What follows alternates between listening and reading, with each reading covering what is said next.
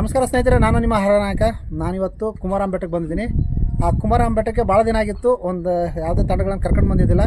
ಇವತ್ತು ನಮ್ಮ ಗಂಗಾವತಿಯ ಇಲ್ಲಿರ್ತಕ್ಕಂಥ ಒಂದು ದೊಡ್ಡ ಕುಟುಂಬ, ಕುರುಗೋಡು ಕುಟುಂಬವನ್ನು ನಾನು ಇವತ್ತು ಕರ್ಕೊಂಡು ಬಂದಿದ್ದೀನಿ. ಈ ಕುಟುಂಬದಲ್ಲಿ ಸುಮಾರು 80 ಜನ ಇದ್ದಾರೆ. ಅದರಲ್ಲಿ ಚಿಕ್ಕ ಮಕ್ಕಳೇ ಒಂದು 20 ಜನ ಆಗಿದ್ದಾರೆ. ಅವ್ರನ್ನ ಇವತ್ತು ಕರ್ಕೊಂಡು ಬಂದಿದ್ದೀನಿ. ಬನ್ನಿ, ಅವರಿಗೆಲ್ಲ ಕುಂಬಳದುರ್ಗದ ಪರಿಚಯ ಮಾಡಿಕೊಟ್ಟಿದ್ದೀನಿ, ಎಲ್ಲ ತೋರಿಸಿದ್ದೀನಿ. ಕುಮಾರರಾಮನ ಇತಿಹಾಸ, ಶೌರ್ಯ, ಸಾಹಸಗಳ ಬಗ್ಗೆ ಮಾಹಿತಿಯನ್ನು ಕೊಟ್ಟಿದ್ದೀನಿ.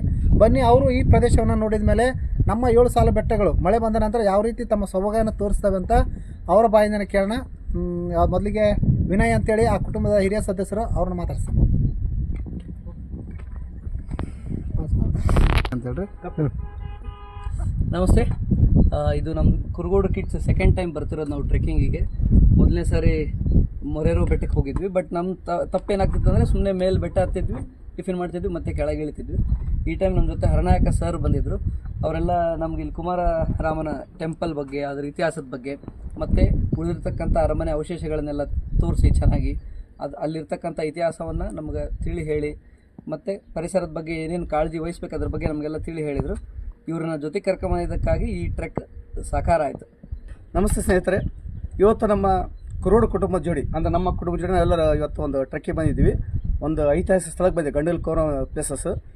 ಅದು ನಮ್ಮ ಸಹಕಾರ ನಾವು ಸ್ನೇಹಿತಂಥ ಹರನಾಯಕ್ ಅವರು ಅವರೊಂದಿಗೆ ನಾವು ಬಂದಿದ್ದೀವಿ. ಅವರೆಲ್ಲ ಇಲ್ಲೆಲ್ಲ ಪ್ಲೇಸಸ್ ಎಲ್ಲ ಚೆನ್ನಾಗಿ ತೋರಿಸಿದ್ದಾರೆ ನಮಗೆ. ಇದೇ ರೀತಿ ನಾವು ಒಬ್ಬ ಶಿಕ್ಷಕನಾಗಿದ್ದೇನೆ, ನಾನು ಸ್ಕೂಲ್ ಟೀಚರ್. ನಾನು ನಮ್ಮ ಶಾಲೆ ಮಕ್ಕಳ ಸಮಿತಿಗೆ ಕರ್ಕೊಂಬರ್ಕಂತ ನಾವು ಒಂದು ಮುನ್ಸೂಚನೆ ಇಲ್ಲಿ ಬಂದಿದ್ದೀನಿ ನಾನು. ಹಾಗಾಗಿ ನೀವು ಸಮಿತಿಗೂ ಇಲ್ಲಿ ಸುತ್ತಲೂ ನಮ್ಮ ಗಂಗಾವತಿ ಸುತ್ತಲೂ ತಾಲೂಕಂಥ ಪ್ಲೇಸಸ್, ಐತಿಹಾಸಿಕ ಸ್ಥಳಗಳು ಭಾಳ ಚೆನ್ನಾಗಿದೆ. ನೋಡಿ, ಎಂಜಾಯ್ ಮಾಡಿ. Thank you sir, so much. ನಮಸ್ಕಾರ ಸ್ನೇಹಿತರೆ, ನನ್ನ ಹೆಸರು ಪ್ರಜ್ಞಾ ಅಂತ. ಗಂದುಗುಳಿ ಕುಮಾರರಾಮ ಪರ್ವತ ಇದು ತುಂಬ ಚೆನ್ನಾಗಿದೆ. ಹಂಗೆ ಹರನಾಯಕ್ ಸರ್ ಅವರು ನಮಗೆ ಇನ್ಫಾರ್ಮೇಷನ್ ಕೊಟ್ಟಿದ್ದು ತುಂಬ ಚೆನ್ನಾಗಾಗಿತ್ತು.